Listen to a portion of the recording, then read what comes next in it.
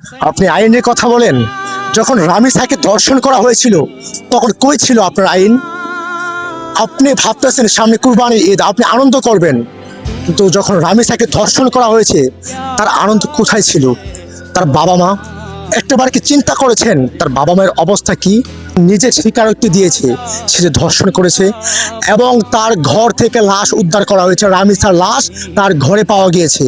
কতটা নিষ্ঠুর হলে সে একটা বাচ্চা মেয়েকে এইভাবে ধর্ষণ করে তার ঘরের ভিতরে লাশ লুকিয়ে রাখতে পারে? ভাই আসলে ভাবতে পারতাছি না আমাদের দেশটা কোথায় যাচ্ছে। পরপর তো আজকে শুধু একটা ঘটনা এরকম হয়েছে না, আমরা দেখতে পাচ্ছি গত কয়েক বছরে বাচ্চাদেরকে এমনভাবে এমন পরিস্থিতিতে ধর্ষণ করা হচ্ছে। আপনি যদি চিন্তা করেন, আজকে ঠিক এই মুহূর্তে দাঁড়িয়ে থেকে আমি শুনতে পেয়েছি আমাদের বেলাবতে নাকি একটা মেয়েকে ধর্ষণ করার চেষ্টা করা হয়েছে। আপনার আইন তখন করে থাকি, আপনারা আইন তৈরি করেন জানেন কখন?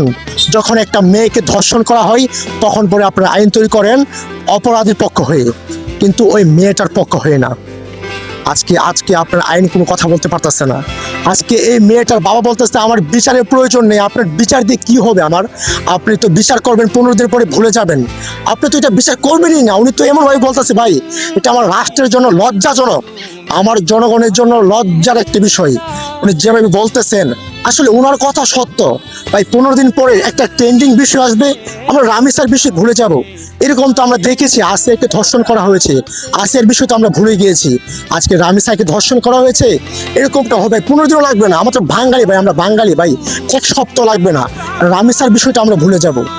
আজকে আমরা প্রতিবাদ ফেসবুকে রাস্তায় নেমে পড়ছি, কারণ আজকে তাকে ধরেন, আজকে তাকে বাইতুল মুকাররমের সামনে নিয়ে করেন, বিচার করেন।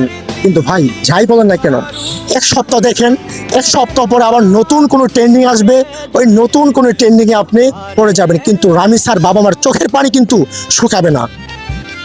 রামিসার বাবা মা কিন্তু ঠিকই কান্না করবে। রামিসার বাবার মুখ থেকে একটা কথা শুনেছিলাম, রামিসার বাবা বলল যখন আমি অফিস থেকে ফিরে আসি তখন আমার এই ছোট্ট 7 বছরের মেয়েটা আমার জন্য জুস নিয়ে এসে বলে বাবা অনেক কষ্ট করে আসছো, এই পানিটা খাও, জুসটা খাও। আমার বড় মেয়ে আছে, আমার বড় মেয়ে আমার জন্য এতটা করে না, আর রামিসা আমাকে কতটা ভালোবাসে।